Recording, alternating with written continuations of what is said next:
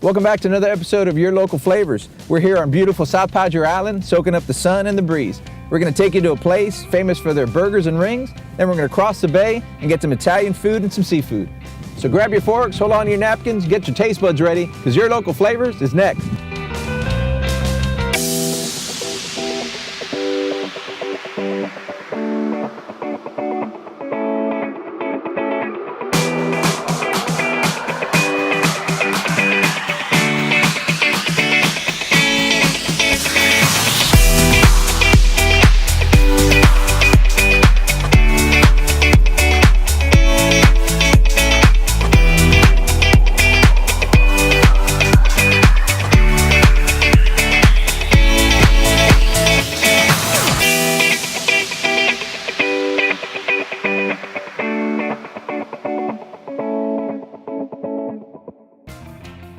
"40 years ago, the owners of BlackBeard thought serving a great burger and a cold beer to a few people was enough to make a living in a beach town. Now, they serve tens of thousands of people every year.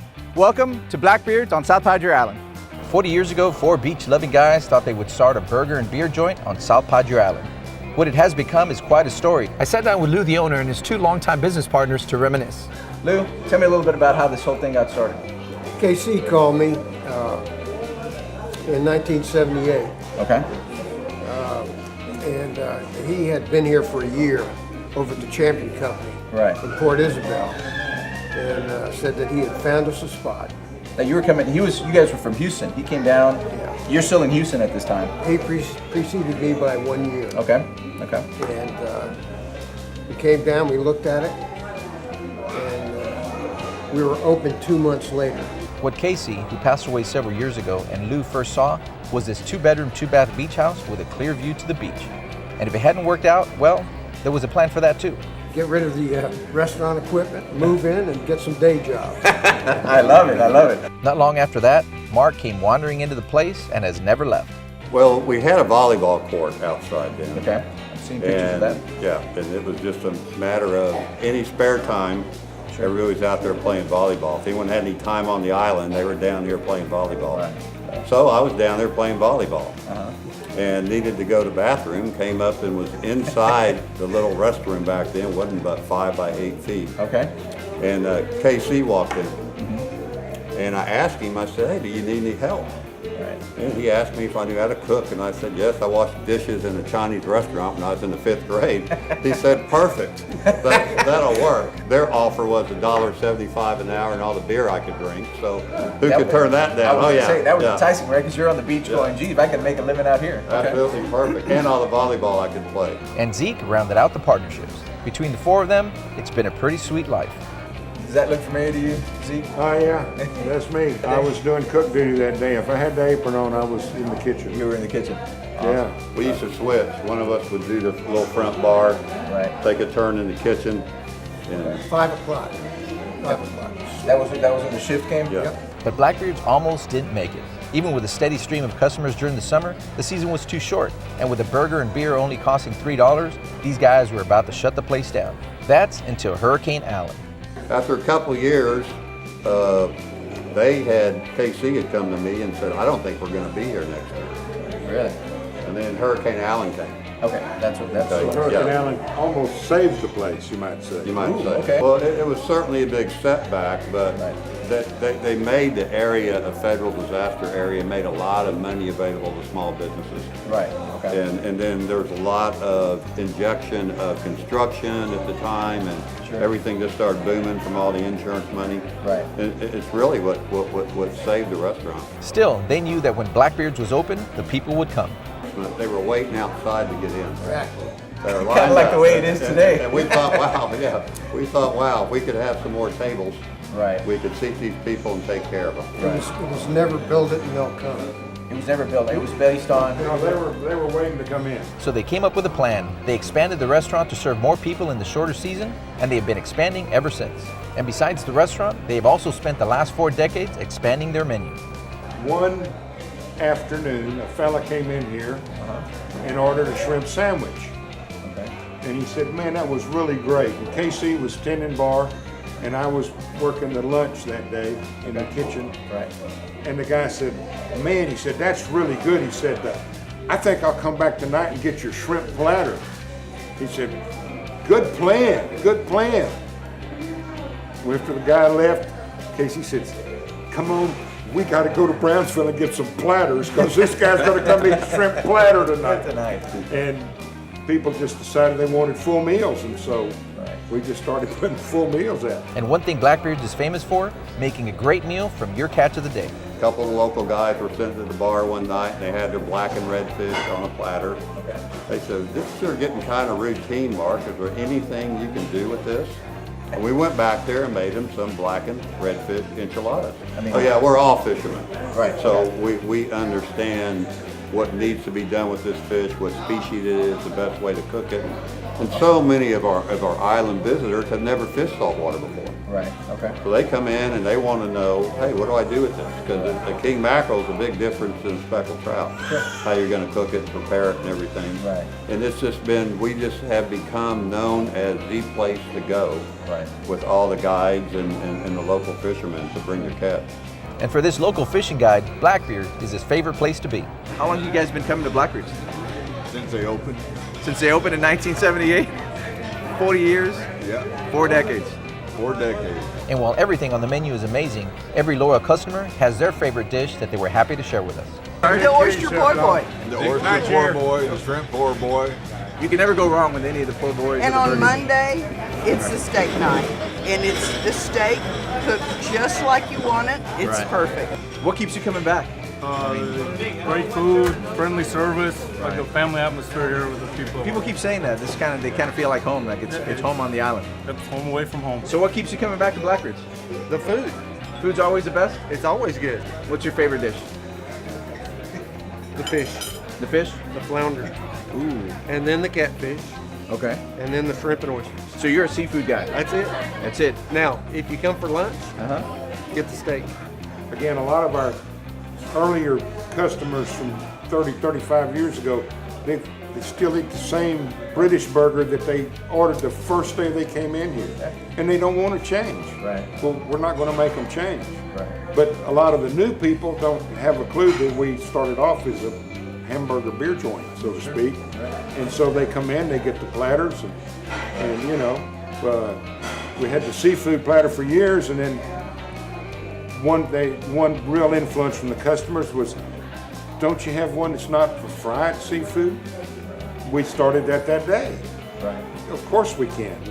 We didn't, but of course we can. If that's what you'd like. So we try to listen to what people are saying, good and bad. Guys, we've had such a great time learning about the history and meeting the owners of this iconic place here on South Padre Island. So if you're ever in the mood for some great food, you got to come by BlackBeard's on South Padre Island. This is your local flavors. This is our local flavor. Welcome back to Your Local Flavors. I'm here with Mr. Doug O'Neill, Executive Chef at Rancho Viejo Resort and Country Club. Okay, so this is again part of the show where we're going to show you how to make a 10 or 15 minute meal at home for you or for your family. So, Doug, what are we making today? We're going to be making pasta bolognese. Bolognese, is that like a fancy word for? The city of Bologna in Italy. There you go. All right, cool. All right, perfect. Okay, so what do we got? So we have penne pasta, Okay. which is penne rigate. Has little ridges on it, meant to hold the sauce on the pasta. Okay. 4 ounces of hamburger meat, some chopped up carrots, onions, celery, tomato. Of course, we have garlic. Can't do anything without garlic, right? Yes. Some hot chili flakes, some pepper, salt, and some parsley to finish. And we have a mixture of marinara sauce and heavy cream that we'll use to bring the dish together at the end. Awesome. So this is everything you need to make this dish? Everything that you need. Awesome. Okay, so are we ready to get started? Or you guys, is there anything else we need to do beforehand? Well, the first thing we have to do is get the pasta going. Okay. Okay, so our water is boiling. Okay. And you're going to want to start with a pinch of salt. All right. So take a pinch of salt, put it in your hand. Okay. That way you measure it out and show that you're not using too much or too little. That good? Pop that in the boiling water. Okay. And then we will put the pasta in right behind it. All right. It should be 11 minutes in a rolling boil, and we'll come back and we should have Some boiled perfect boiled pasta. Exactly. Awesome. Okay. So we're good. All right. What's next? So we're going to go and brown the meat. Okay. We have an 80-20 blend, which means it's 80% meat, 20% fat. Okay. It's fine ground chuck. Works great in pastas and Is it hamburger meat? That's It's what a hamburger meat. Hamburger meat. Okay, cool. All right, let's do this. Okay. Ooh, look at that sizzling. Here we go. So what we're trying to do is get the surface of the meat above 300 degrees so it gets nice and brown. Now, Doug, you've been pretty much all over the place. I know you've traveled statewide, not just statewide, but you've been to a lot of different countries. I've had an interesting career, and I've worked in many different culinary capacities. Right. So it gives me a nice broad level of experience. That is pretty much it. Simple. Very, very simple. See how beautiful brown that is? And this little bit of red will cook out Even after you take it off. even after we take it off. So this is just exactly what we want. We have plenty of good hamburger fat that's in there. We're going to be using that to fry up our vegetables. And that's going to be our next step. All right, Doug, I think we're ready to rock. This thing's popping and it's grilled and it's brown. So let's move forward. What do we do next? Now we have to add some vegetables. So we're going to do it in order of the stuff that takes the longest. So we're going to start out with the carrots. Dump that in there. Perfect. All of it? Yep, all of it. All right, cool. Ooh, that thing's popping, baby. We've got some browning going on. All right. Yes, then we'll go in with the celery. Okay. And the onions. All right. And the tomatoes. All right, here we go. This is starting to look a little colorful there, Doug. Yep. Starting to add some color, some flavor. You want to measure out an appropriate amount of the red peppers to whatever you like. Okay, just some? Yep. All right. So we just try them just a little bit, right? Just enough that it's a not little too much. spicy. All right, that good? That's perfect. Now you notice I didn't put in the garlic. The garlic tends to brown or burn very easily. So what I'm going to do is I'm going to put in that marinara sauce. Got some liquid in there, we can throw in the garlic. All right, now we got some liquid. So here's the garlic. All of it? Yep.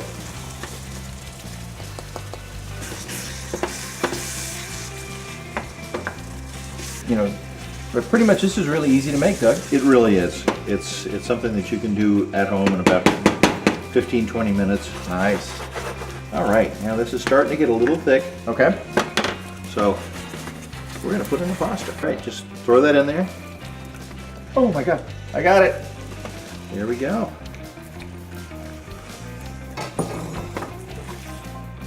Now, we're going to have to wait a little bit. This is going to thicken up. Okay. And as it thickens up, the pasta is absorbing some of the moisture. Oh, awesome. Okay. And now you mentioned earlier that part of the reason why we use this pasta is because of the ridges. Okay. If you can see the little ridges on the outside, Sure. that's designed to hold the sauce onto the pasta. Nice. So every bite you get a good chunk of pasta. right. I like so what we're going to do is once this gets thick enough, we're then going to add the heavy cream. Okay. And maybe a little bit of salt. Little Sorry pinch? about that, just a pinch of salt. Nice. It's one of my favorite dishes, and I developed this when I worked in a restaurant in Chicago, and they'd allow us to cook a meal for ourselves at the end of the shift, Right. but they wouldn't allow us to use any of the expensive proteins. Okay. So we had to use hamburger, and we could use pasta, Cool. and mixing that into a nice bolognese is really rich and satisfying. If you add the cream too early, it'll spill over the sides. Right. We've got one more step. Oh, one more step. Okay. Well, All right. I'm gonna have to hold myself back. Just Here we go. You want to grab that Sure. that cream All right. Here we go. and gently pour that in there. All of it. Yep, all of it. Just go right around there. We're just going to cook it down to thicken it up because we don't want to have pasta on the top and Right. sauce on the bottom. We want it Exactly. to cling to the outside. So Man, this looks amazing. Okay. What else are you gonna add to it? we're going to add some Parmesan to it. Okay. And what I like to do is use the solid cheese Okay. and grate it myself. Ooh. And we have a little cheese grater.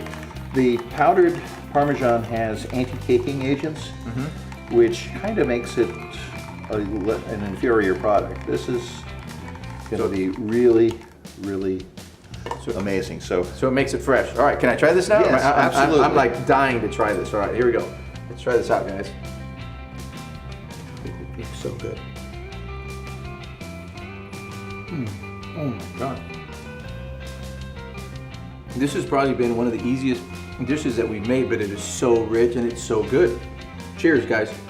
Doug, this is so awesome. Thank you so much for joining us on the show. Again, guys, this is Doug O'Neill from Rancho Viejo Resort and Country Club. Stay tuned for more of your local flavors where we feature another one of your locally owned and operated restaurants. Welcome to your local flavors. We're here at the historic lighthouse in Port Isabel, Texas, a place you definitely have to put on your map to visit. And while you're here, you need to visit another gem just across the street that got its own history of serving great Italian and seafood cuisine. This is Marcello's Restaurant and Bar.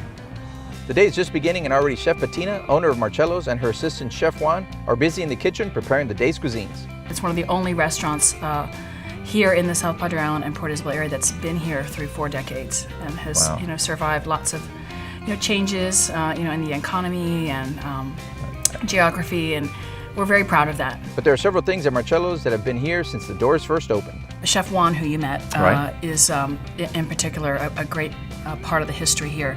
He started here when he was 18 years old. To me, that's really significant and very heartwarming and very inspirational.